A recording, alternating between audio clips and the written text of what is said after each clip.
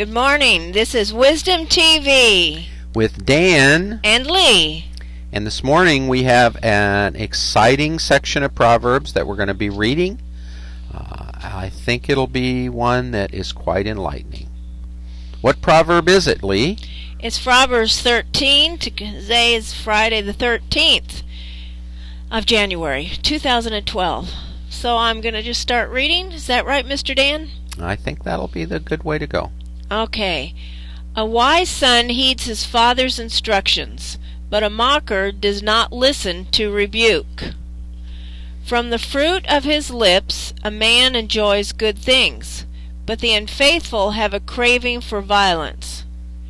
He who guards his lips guards his life, but he who speaks rashly will come to ruin.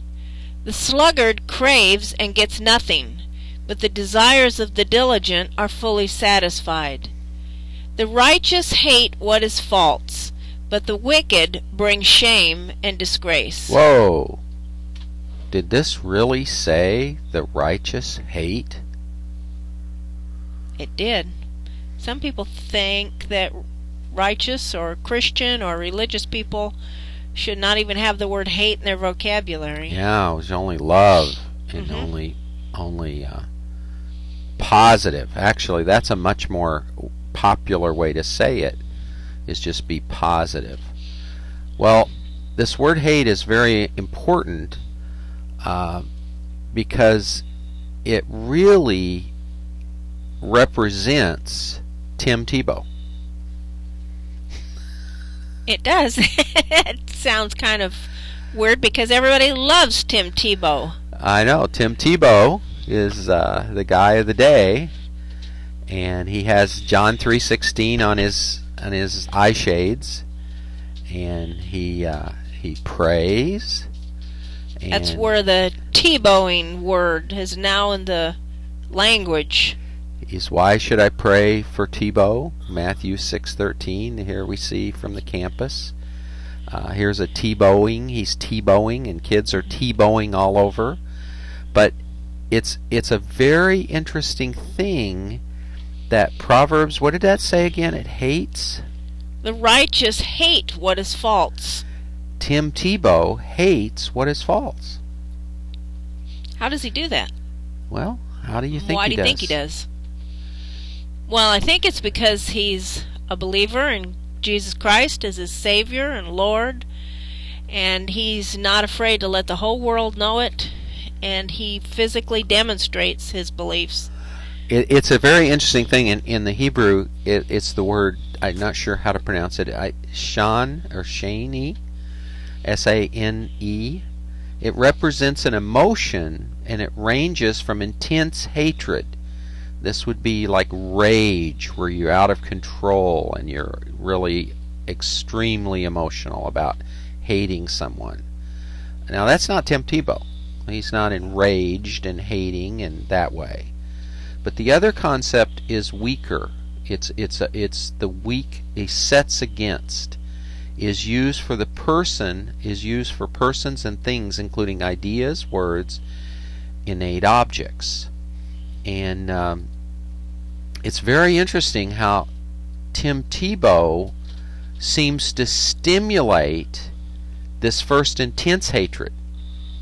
Have you been reading stories about this intense hatred that people are having against him? Oh yeah, it's in the news, and it's like, people mock him, and they say how foolish he is, and even, I can't remember who it was, one other quarterback said he just needs to stop that. We don't need religion in the NFL, or we don't need religion on the sidelines.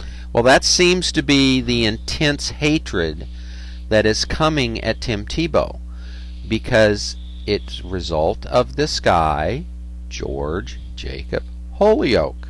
Good old guy. Good old guy. Holyoke taught people that we should compartmentalize and put ourselves in the box. We should exclude God from our thinking and activities. Now, so Tim Tebow doesn't have what our Constitution guarantees, a freedom of speech, when he's on the football field. That's true. He needs to separate it, right? Well, that's where, see, there's a very important principle that was the idea that the philosophy of one generation in the classroom will become the philosophy of the government in the next. And in the 70s and 80s and 90s, even in 2000, the children in the schools have been taught that we keep God out of stuff. We don't bring God into science, into history, into literature, into art, in philosophy, and most of the time into sports. Although sports and music were the two places that they still kind of had some religion. But today, the secularist, who George Jacob Holyoake is the founder of secularism and is trying to put us in the box, make us a bunch of blockheads, has actually, this has come onto the NFL field right out, even though Tim Tebow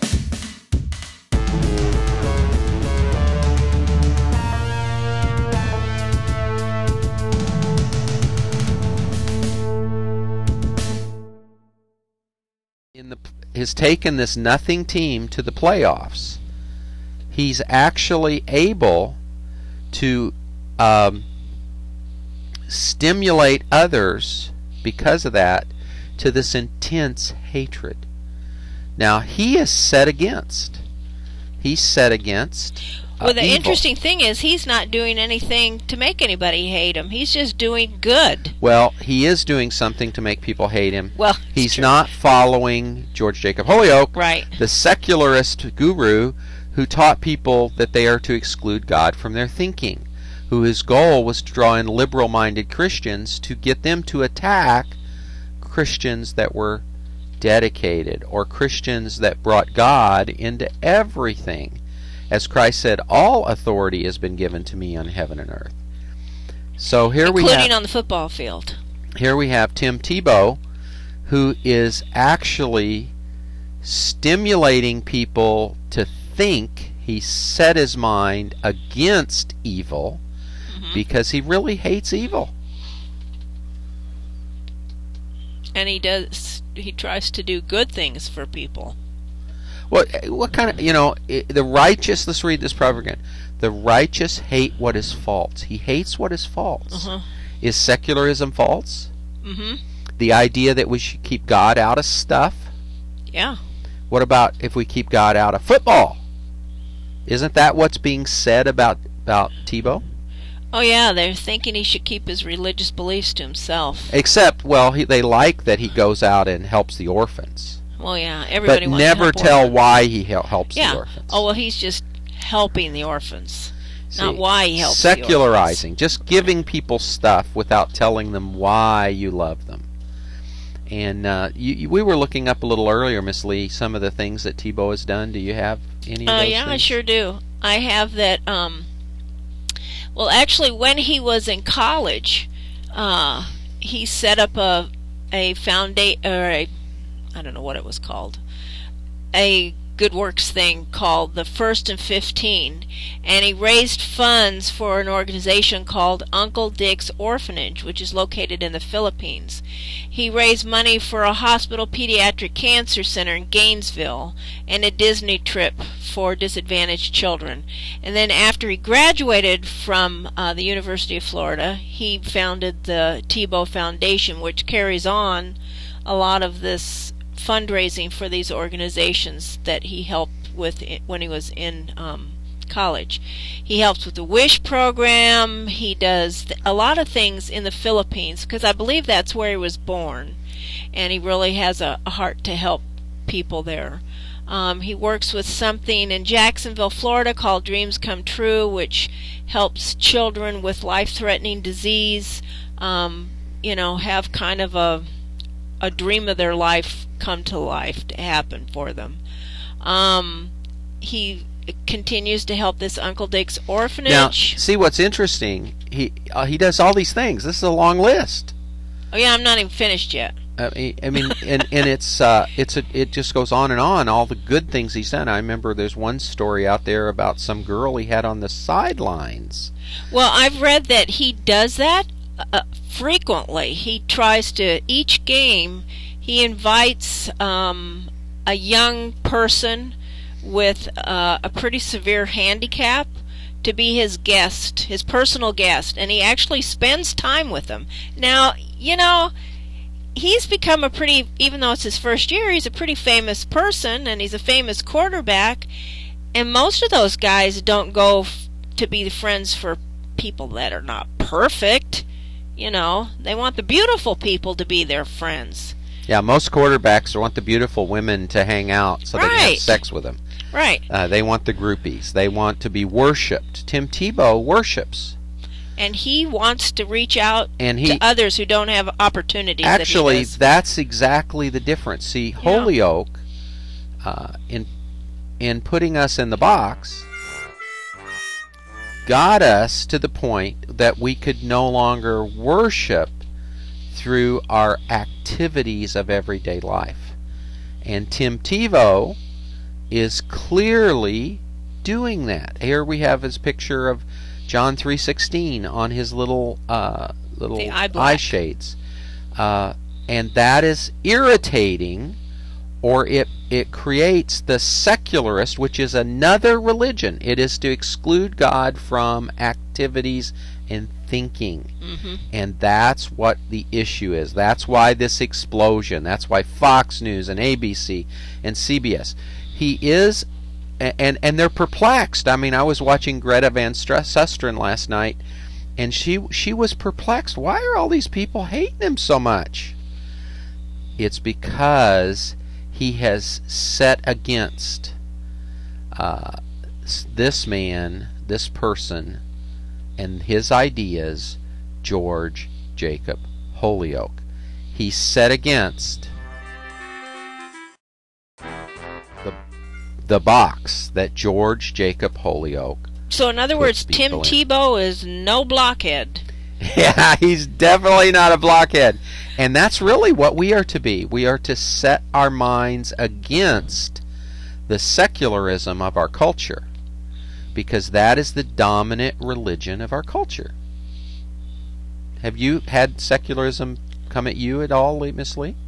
Oh, I'm sure, but I'm not thinking of it right off the top of my head. But I'm sure it's, just at Christmas season, when you have to make an effort to tell people Merry Christmas, not Happy Holidays, the politically correct thing, but Merry Christmas. That is a great example of how secularism has come at us. Now, one of the ways Here's a quick thing. Let me just interject real quickly. But the thing that I found is funny is when people are saying, "Oh, Happy Holidays," because that's what they're told to do, and you say Merry Christmas to them, they're like, "Oh, yeah, Merry Christmas to you too." They want to say it, but they're, being controlled. So this religion of George Jacob Holyoke, which puts us in the box, is actually a form of hatred. It's intense hatred against God, and bringing God into the everyday. It's a intense hatred against the whole idea that God is in control of the universe and Christ has all authority in heaven and earth. Well, we all need to not be secularists, and we all need to make sure that we're more like Tim Tebow, where we don't secularize our occupations, but that means we will be intensely hated.